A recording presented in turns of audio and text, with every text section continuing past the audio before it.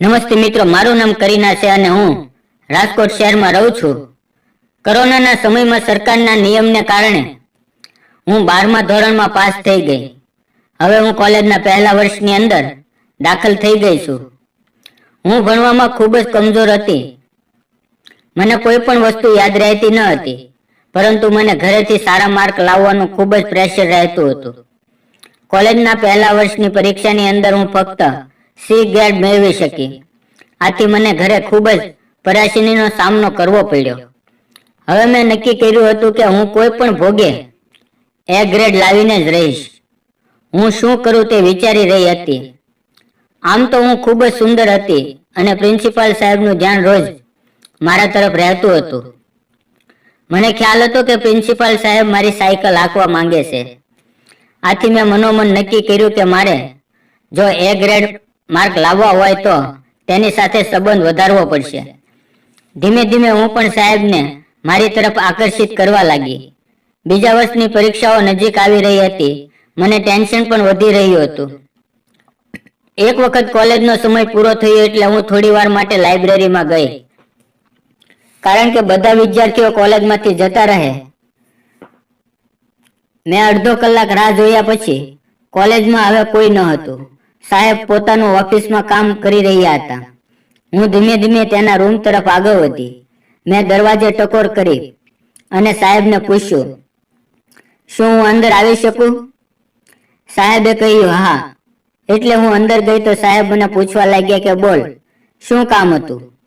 હું કાંઈ બોલી નહીં તો તે મારી તરફ એક નજરે જોવા લાગ્યા. આજે મેં ખૂબ જ સુંદર મજાની સાડી પહેરી હતી અને એમને અંદર હું ખૂબ જ સુંદર દેખાઈ રહી હતી.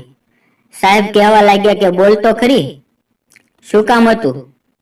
શા માટે તું મને મળવા આવી છે? મેં કહ્યું, સાહેબ પરીક્ષા નજીક આવી રહી છે અને મને કશું યાદ રહેતું નથી. મારે એ ગ્રેડ લાવવા માટે શું કરવું જોઈએ?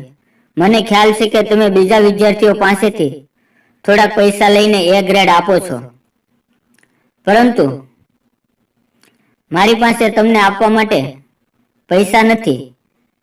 સાહેબ મને એકી નજરે જોઈ રહ્યા અને પછી બોલ્યા, તારી વાત સાચી છે. જો તારી પાસે પૈસા હોત તો હું તને એ ગ્રેડ આપત, પરંતુ તેની વ્યવસ્થા તારી પાસે નથી. અને બીજું, હું તારી પાસેથી હું માંગી શકું એમ છું નહીં. પણ તું જો મને સામેથી આપવા માટે તૈયાર હોય તો આ વાત ઉપર વિચાર થઈ શકે છે. આથી હું ઝડપથી તેની વાત સમજી ગઈ અને હું તેના પગમાં બેસી ગઈ અને તેના થેલાની ચેન ખોલીને અંદર જોવા લાગી. આ મારો પહેલો અનુભવ હતો. મેં આવો ખજાનો ક્યારે પણ જોયો ન હતો. અને પછી સાહેબને જે રીતે મજા આવતી હતી તે રીતે હું તેનું કામ કરવા લાગી. તે મને કહી રહ્યા હતા કે હું તને એ ગ્રેડ આપી દઈશ, કારણ કે તે મને જે ગુરુ દક્ષિણા આપી છે તે ખરેખર અમૂલ્ય અને અદ્ભુત છે. થોડી વાર પછી હું ખૂબ થાકી ગઈ હતી. મેં સાહેબની ઓફિસમાંથી પાણી પીધું અને પછી મારા ઘરે જતી રહી. હવે પરીક્ષાનો સમય આવી ગયો હતો.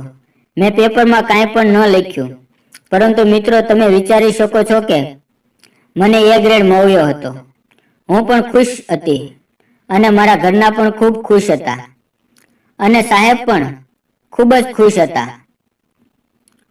હું મનોમન વિચારતી હતી કે આમાં કઈ બાજરો ભરવાનો ના હોય તો આનાથી આપણું કામ બની ગયું છે, તો પછી લાંબો વિચાર કરવાનો ન હોય.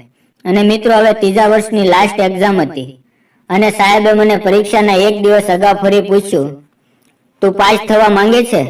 મેં કહ્યું, જરૂર સાહેબ. તો તેમણે કહ્યું, તું સાંજે મારા ઘરે ટ્યુશનમાં આવજે, કારણ કે લાસ્ટ યરની પરીક્ષા છે. તારે વધારે શીખવું પડશે. મેં કહ્યું, જરૂર સર. સાંજના 9 વાગ્યે હું મારા મમ્મી પપ્પાને પૂછીને સરના ઘરે પરીક્ષાલક્ષી પ્રશ્ન સોલ્વ કરવા જાઉં છું. અને પછી હું સાહેબના ઘરે પહોંચી ગઈ. આજે મેં સરસ મજાનું બ્લીચિંગ અને મેકઅપ કરાવ્યો હતો. મારા શરીરની સંપૂર્ણ સફાઈ કરાવી હતી, કારણ કે એક શિક્ષકને ક્યારે પણ ગંદકી ગમતી નથી.